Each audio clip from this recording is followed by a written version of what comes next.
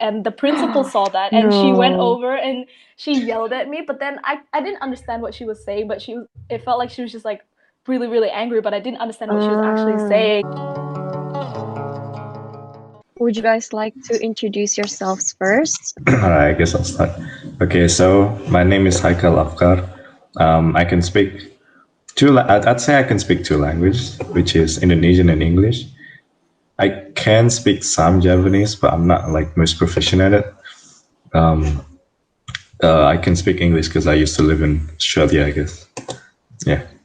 Okay, hello, my name is Maria, and same as Haikal, I can also speak English and Indonesian, my two most fluent languages, and also a little bit of Japanese, as I've picked up from the environment around me. And I can also speak English because I've lived in Australia for two times, I think. I've been there. I've lived there twice. Yes, that's correct. And I'm Oh, 16 you years old. did? Yeah, yeah, like around Oh. 2005 when my dad was getting his master's degree. Yeah, that too. And also like 2011 to like 2016. Yeah. So, what are your guys' experience in bilingualism? When I first went to Australia, I basically only knew English from school, and that was very, very little because like we didn't like use English like day-to-day English like at Mm. school. We only learned like, like grammar, writing, and so on and so forth. And mind you, I was in year two at that time. Actually, in year one in Indonesia, but I was in year two when I got to Australia because it was around October, I'm pretty sure, when I arrived there around 2011. And I went to school. And on the first day, there was actually quite a funny, like, quite an embarrassing moment because I didn't understand English at that time. So when I went to school, I felt like I was like a big outsider. Like, I didn't know how to communicate to anyone, even if there were Indonesian people in the classroom who were in the classroom with me. They had already lived in Australia like their entire lives too, so they couldn't really communicate that well with me. And on the first day, when it was recess time, I think I was playing with like some people in my classroom, and I was swinging on a tree, right? And the tree branch like almost broke, and the principal saw that, and she went No. over and she yelled at me. But then I didn't understand what she was saying, but it felt like she was just like really really angry, but I didn't understand what she was actually Uh, saying. So I was just like crying, and I didn't know anything, and all of my like classmates, like those people were like, "Oh, we already told her." Like, dude, if you told me, I couldn't understand.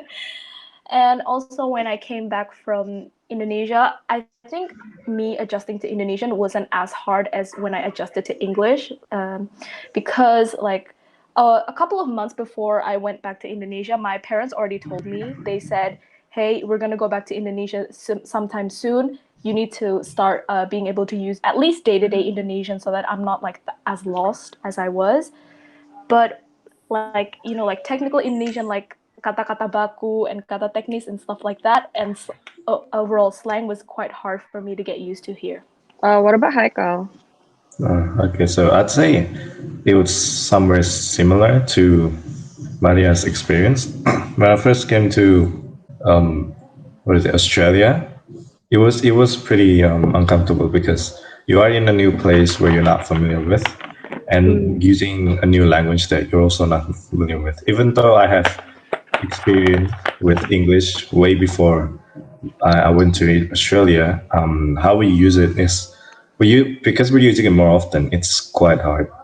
But then, like, it only took like because it was in primary school, right? It was most easier to adjust, I'd say, and yeah, it was much easier to adjust, and I get used to it very quickly. And then we went to high school, and then I was already good enough when I went to high school, and then Uh, when we went back to Indonesia. Again, it wasn't as hard because technically I was already good enough in Indonesia before I went to Australia, so it wasn't hard to go back. But it was still hard because the what is it? Indonesian high school life was very different to Australian high school life. mm. So that part I still need to. I was struggling to cope with, and I had some problems at the start. But now I'm fine. What I'm curious to know is, did you guys have any support system? Because Haykal, you went to Australia after Ralphie, right? Yeah. Right. So was he a part of your support system in like language acquisition? Mm, hmm. Not a major part, but yeah. Then did you guys have any assistance during school? Well, Yeah, I yeah. did. I Yeah. did. I did. When I came in like year two, it was at that time it was called ESL, English as a Secondary Language, but then I think Mhm. they changed it to EAL. So like they would take us like basically since I'm pretty sure they're pretty aware that Australia is a country where lots of international students go there to study, and usually they go there for like master's degree, PhD, and so on and so forth. So lots of their kids come along. So I'm pretty sure they're aware of that fact that maybe kids from other countries who don't really know how to speak day-to-day English very well, they uh, they gave us like they gave us like facilitas so that we could like improve our day-to-day English and stuff. But then it's pretty basic like what you learn there, but it is good. It's good for people who had just came. Yeah, I was the same. I was in a EAL. Now it's called EAL class for basically the entirety of my school life. While I was in primary school and in high school, I heard that one of my friend went to another extra school for English, Oh wow. but I Oh wasn't. I wow. didn't go there. Yeah, So is there like a stage where you can get out of EAL?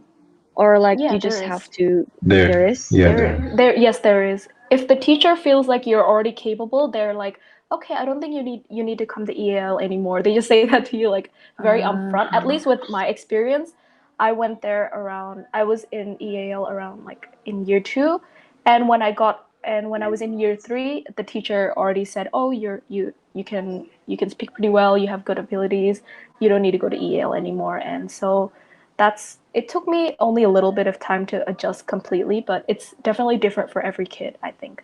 In high school, it's based off year. One of them is based off year. So if you live in Australia for longer than a specific year, you can get out of EAL. That's from what I know, at least. Oh, okay. So wait, I'm curious about Maria's ini returning back to Indonesia because Mm-hmm. you acquired English in such a young age. How did you kind of teach?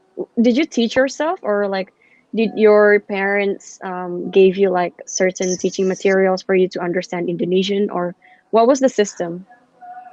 I feel like for me, it was more like we did every day-to-day conversation. Like around the time, like the couple of months before I actually went back to Indonesia, my parents, or like I said before, my parents informed me and they said you're gonna have to start practicing now. And they talked to me like in Indonesian, and I tried my best to. I mean, I was already good at day-to-day language, but like for materials, I don't think they gave me much. It was more so like we actually practice in real life and so on and so forth. And when I got back, I tried my best to blend in with with my environment, and it went okay for for someone who just come home from overseas, I Mm. think. When you first came to Australia, did your parents ever encourage you to go out or mingle out with, your bule friends, stuff like that? Mm. I feel like for me, I don't think my parents encouraged me because they knew I would be at least like not forced, I'd say. At least like I think in school it's like you don't have anyone else to talk to, and you have like lots of like bule people and like people from other countries. So I feel like my parents didn't encourage me because they already knew that I would for sure be talking to people who are of different ethnicities than me. Mm. So that's for me, I think. So I'd say the same. So, like, I mean, they do encourage me to go out with friends, but they already know that I'd be around with different people anyway. I mean, Mm. So we have the community, the Indonesian community, right, in Australia. yeah. Um, did that help you kind of gain confidence in speaking in English? It supports me, and I'd say, because like one of the things that I realized is that when I first came to when I first came to Australia, it's like there was someone else from Indonesia there, so and they helped me with coping with Australia and getting good at English. So yeah, it certainly it's helped. Yeah, I think it really helped me, like open my eyes to see, oh, there are lots of people here like me who are from Indonesia and who have to also who have to also cope to like all the different environment that's there in Australia. And I was feeling really happy because I met a lot of like my close Australian, like Indonesian Australian friends from there, and it really expanded my relations a lot, and it really helped me. Yeah. And sometimes I do pronounce like English words in an Indonesian way, or sometimes I do forget like how to say a certain word in like an English speaking way, or how to spell something. All of my teachers were kind of lenient with Japanese language. Like they know I was a foreigner, so they took some special care for me.